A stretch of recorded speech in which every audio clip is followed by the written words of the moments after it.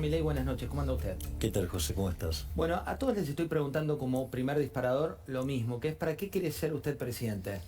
A ver, Argentina trae una decadencia de hace 100 años. De ser el país más rico del mundo, hoy Argentina es 140 el tipo de cambio paralelo. Nosotros queremos evitar y terminar con este sendero de decadencia que nos lleva a ser el país más pobre y más miserable del mundo. Venimos a hacer un cambio de 180 grados para que Argentina se ponga de pie y de acá a 35 o 40 años sea una potencia mundial. El cepo le preguntaba primero a Patricia Bullrich si era real o no lo de un día, después le pregunté a Sergio Massa y le pregunto a usted, ¿qué hay que hacer con el cepo? Son dos dimensiones, una es la conceptual y otra es la temporal. La conceptual es, mira, el cepo primero es un cercenamiento a las libertades, por lo tanto es algo espantoso y tiene que ser eliminado. Además tiene consecuencias económicas muy negativas, porque ese exceso de demanda que vos tenés en el mercado de divisas se traduce en un exceso de oferta en el resto de la economía, que significa que en el mercado de bonos el precio de los bonos es bajo y por ende las tasas de interés altas, es decir, alto riesgo país. Eso te desintermedia el ahorro y la inversión, con lo cual te penaliza el nivel de actividad económica. Argentina tiene un PBI per cápita que está 14% debajo del que teníamos en el 2011. Eso se manifiesta en que faltan oportunidades de trabajo. Es decir, Argentina no registra alto desempleo porque está maquillado en un deterioro del salario real que es monstruoso, y además está escondido ese desempleo en un montón de partidas, por ejemplo, la cantidad de empleados públicos. Pero cuando vos mirás los empleos del sector privado formal, está clavado en 6 millones de personas. Y además en el sector informal tenés 8 millones. ¿Esto qué quiere decir? Que eso te genera una situación donde además se te hacen pobres hasta los propios que trabajan. O sea, hoy el 30% de las personas que trabajan formalmente son pobres. O sea, y eso te genera mayor necesidad de gasto público, mayor gasto social, y te genera un círculo vicioso que te estropea, que tarde o temprano, o te estropea la cuestión monetaria, o te estropea, ¿sí?, digamos, la cuestión social. Pero en algún momento, digo, no te lo vas a aguantar más. Por lo tanto, el cepo vos lo tenés que sacar, porque si no, vos no vas a poder crecer. Digo, o sea, es decir, más allá de la cuestión, digamos, importante, que es que lo tenés que sacar porque implica un cercenamiento sobre las libertades individuales, en términos económicos lo tenés que sacar porque te causa un desastre. Primer punto. Segundo punto es el tiempo. O sea, ¿cuándo se saca? Momento? ¿En qué momento? Lo que hace que vos saques el cepo y no tengas ningún tipo de problema es que vos puedas resolver lo que se llama el problema de los stocks en el Banco Central. Es decir, para lo cual nosotros proponemos directamente ir a una situación de dolarización, que es para cerrar el Banco Central, usar el dólar, después usar cualquier moneda, y terminar con ese problema de cuajo, y de paso también terminar con el problema de la inflación. Porque vos, en el balance del Banco Central, en el pasivo, ¿qué tenés? Las LELIQs y la base monetaria. Las LELIQs son 30.000 millones de dólares y la base monetaria 10.000, y vos tenés que rescatar esos. En realidad, con lo que tenés de reservas, ¿sí?, en términos de oro, en términos de BIS, en términos, o sea, Basilea, en términos de DEX, en términos de CEDESA, todo eso tenés cerca de 10.000 millones de dólares, con lo cual, con eso rescatás la base. Y después tenés títulos públicos por el equivalente de 90.000 millones de dólares face value, que a mercado valdría un tercio, y con eso vos podrías rescatar las LELIQs. Y de esa manera, vos automáticamente desaparece el cepo. Nosotros tenemos distintas alternativas para hacer eso. Hay una alternativa que es, que nosotros de hecho para esa conseguimos el financiamiento, donde vos entregás esos títulos públicos, ¿sí?, que es para estar a un tercio de valor. ¿Y qué es lo que pasa? El riesgo más grande que tiene Argentina siempre es el riesgo moneda. Entonces, si vos baja el riesgo moneda porque desaparece, porque no vas a devaluar más, si al mismo tiempo el rebote que te genera una estabilización hace que tu riesgo de contraparte o tu riesgo de crédito baje, y con todo esto baja el riesgo tasa de interés, quiere decir que el riesgo país se te desploma, con lo cual esos títulos van a valer un montón de plata. Es decir, esa es una solución rápida y que la tenés disponible. Hay otras soluciones, por ejemplo, como la que ensaya Emilio Campo, que es que esa ganancia de capital quede mayoritariamente dentro de las arcas públicas para que puedas bajar la deuda neta y mejorar todavía más el perfil de crédito del país. Son distintas alternativas. Nosotros vamos a buscar la alternativa, digamos, o sea, que tenga una consistencia legal y que se pueda hacer lo más rápido posible. En el plan que has presentado, un plan que tiene distintas etapas, una de las cuestiones que cambió o que evolucionó, por llamarlo de alguna manera, es que hay como distintas llaves, ¿no? Que van abriendo, no decís voy a liberar el cepo desde el primer día, sino decís tiene que pasar A, B, C y D para que eso destrabe lo siguiente. Y una de las cuestiones... En realidad siempre lo plantea así, siempre dice gala de la secuencialidad, que maliciosamente o por ineptitud e incompetencia hayan dicho que yo dije una cosa que no era la que dije, para criticarme con eso, digo, ya sabemos de esto de lo que es fraccionar videos, cortar videos, digamos, y hacer lo que se llama la falacia del hombre de paja. Digo, muy extendido, digamos, en los medios. Hoy hablando concretamente de eso, hay un debate respecto de reforma laboral y leyendo tu propuesta lo que decís es, propongo implementar el modelo de la UOCRA. ¿En qué consiste? Es decir, a una suerte de sistema de seguro de desempleo. Es decir, vamos a ir 2 pasos para atrás porque es importante para entender esto. A ver, suponete lo siguiente, vos no querés, cuando salís con el auto, chocar. No querés chocar, o sea, y tenés aversión al riesgo. Bueno, vos podés hacer 2 cosas con eso. Podés comprarte un montón de seguros, podés comprarte, no sé, doble airbag, digamos, el motor que se despide, ¿sí? Y vos cuando haces eso, ¿jodés a alguien? No. O sea, es tu decisión, o sea, Es vos sobre tu propio cuerpo. Exactamente, o sea, tu aversión al riesgo vos la resolvés con seguros. Ahora, vos la podrías resolver de la manera bestial, que es como lo resuelve Argentina, que es prohibirle a todos los demás que anden por la calle, lo cual es una locura. Bueno, toda la regulación laboral en Argentina está pensado bajo esa lógica. Es decir, es un conjunto de regulaciones que hace que sea imposible contratar trabajadores. Es decir, lo único que hacen es destruir trabajo. Y eso, y además tenés la industria del juicio y todas las penalidades que hacen que, digamos, si vos despedís a un trabajador, quizás la empresa te quiebra. Esa es la regulación que tenés hoy. Entonces, y en realidad lo que vos necesitas es un seguro. Entonces, te pasas a un sistema de seguro de desempleo, digo, como es el de la UOCRA, que es, digo, todos los meses dejan una parte, pero lo que nosotros proponemos es darle mayor profundidad financiera. Entonces vos fíjate que esto es muy interesante, porque hoy el mercado de trabajo formal del sector privado son 6 millones de personas. Y esto te permitiría, ¿qué? Ir a 14 millones de personas. ¿Y quiénes serían los principales interesados de pasar de este sistema que no funciona a un sistema que sí funcione? Bueno, en primer lugar los sindicalistas, ¿no? ¿Por qué? Porque ven que en una economía que no crece, que no genera puestos de trabajo, que el salario real se viene desplomando sistemáticamente, la izquierda le está comiendo las bases. Por lo tanto, tienen el modelo de negocio en jaque. Por otra parte, las compañías de seguro van a decir, pará, acá hay un negocio de 8 millones de personas. Por lo tanto, sería casi, te diría, natural que se asocien, y eso implicaría que a partir de ahora la señal en el mercado laboral sea una señal que está limpia. Por lo tanto, si vos generás un proceso de estabilización, que además generás un ajuste fiscal que permita que haya más ahorro, y todo esto se transforma en mayor inversión, esa inversión además va a ser intensiva en trabajo. Por lo tanto, digo, no solo que te van a subir el salario real, sino que además te va a subir la cantidad de puestos de trabajo.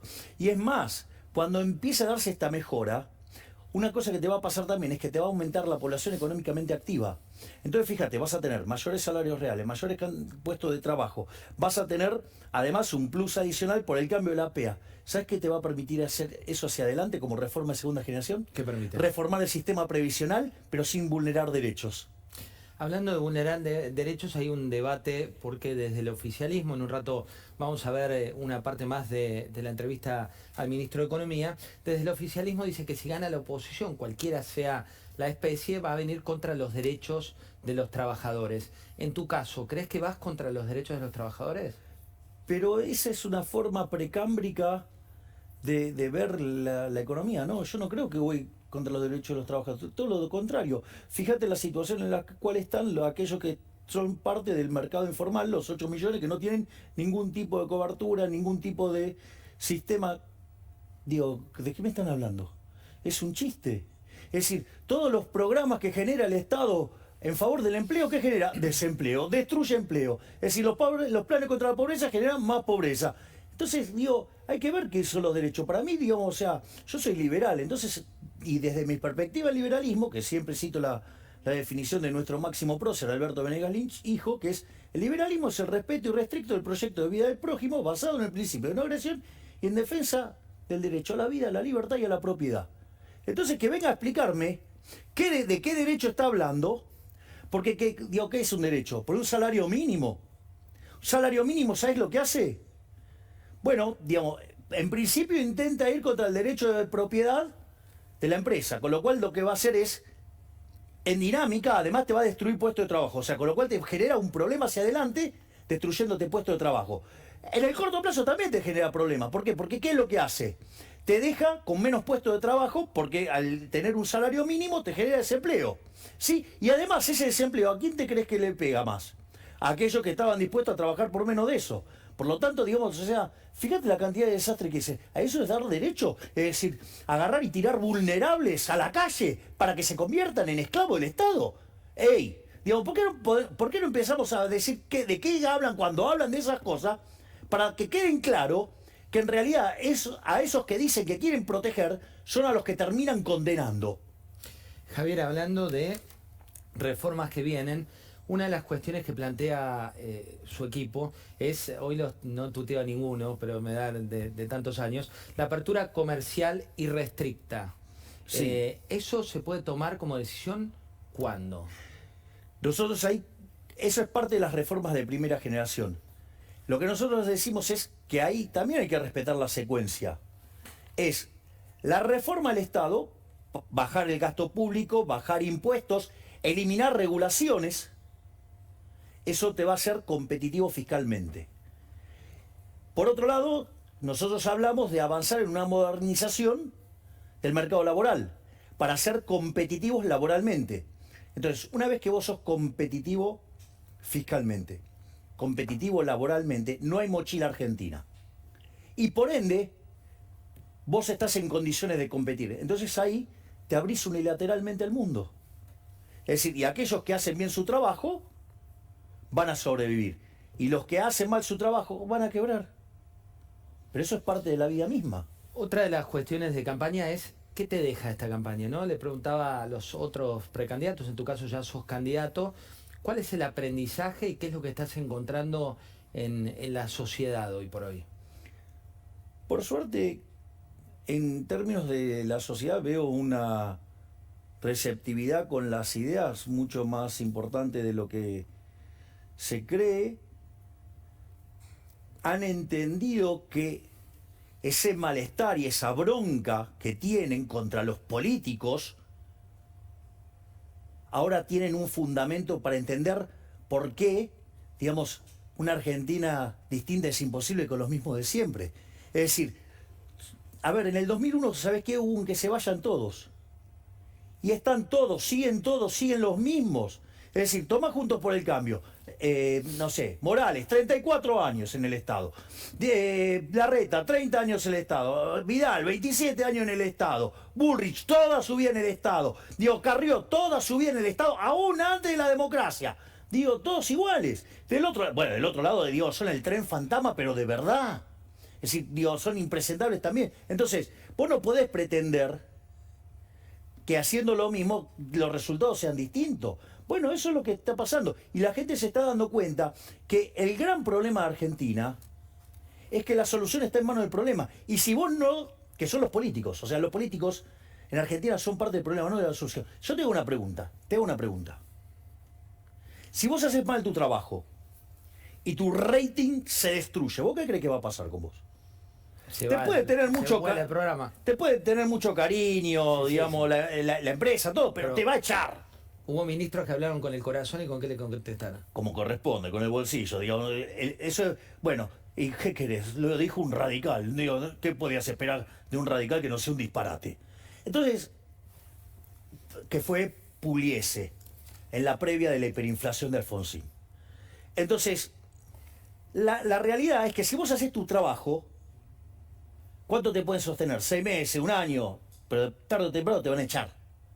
Bueno, acá tenés tipos de un lado y del otro que hace 40 años que vienen fracasando todo el tiempo y te dicen, no, esta vez va a ser diferente, esta vez va en serio, y que antes era en joda.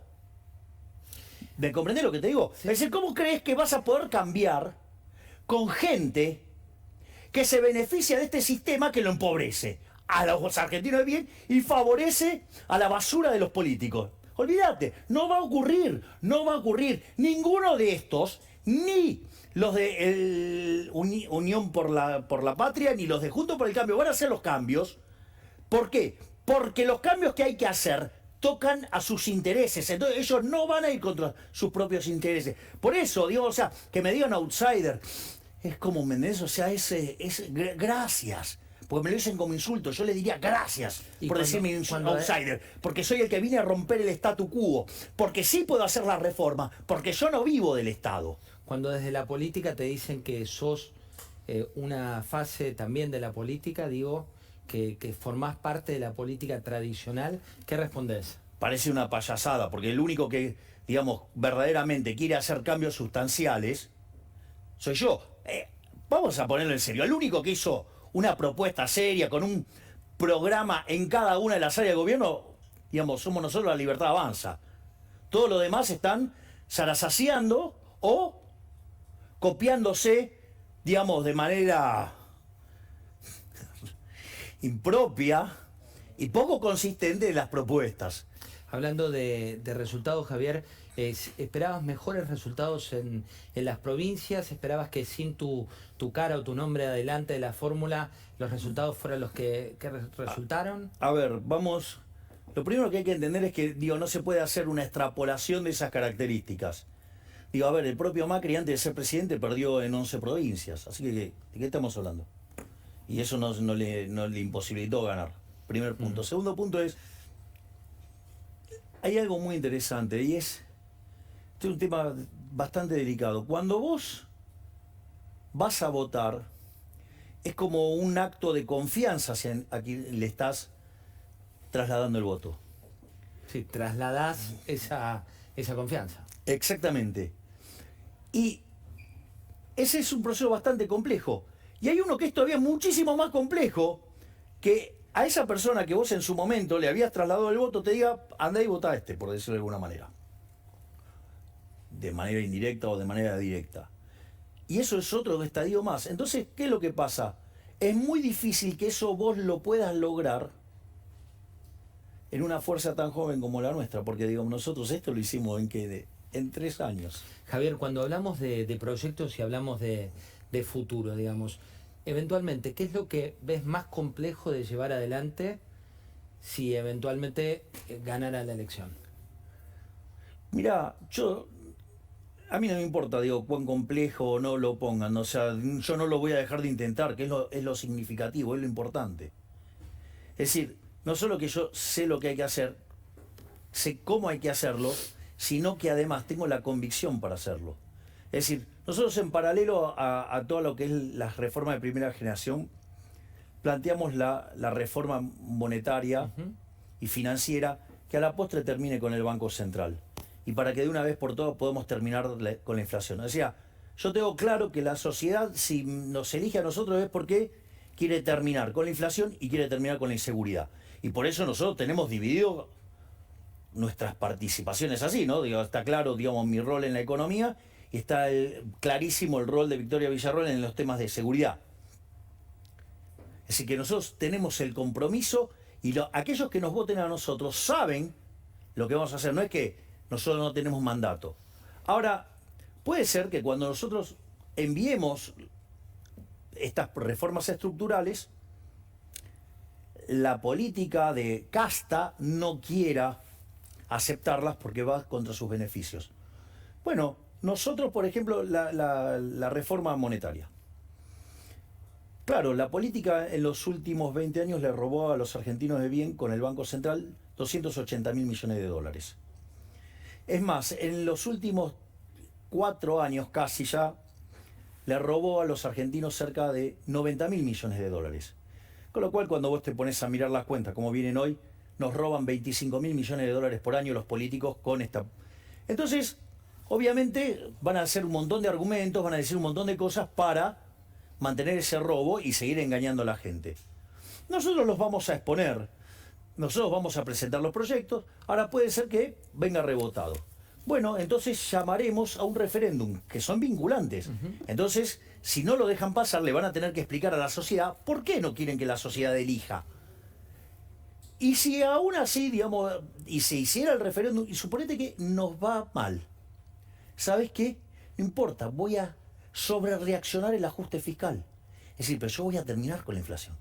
Es decir, tenemos plan A, plan B, plan C y plan D. Es decir, ¿por qué? Porque nosotros tenemos la convicción de queremos exterminar la inflación. Queremos que deje de ser un problema para la Argentina. Es decir, nosotros estamos convencidos de las reformas que hay que hacer.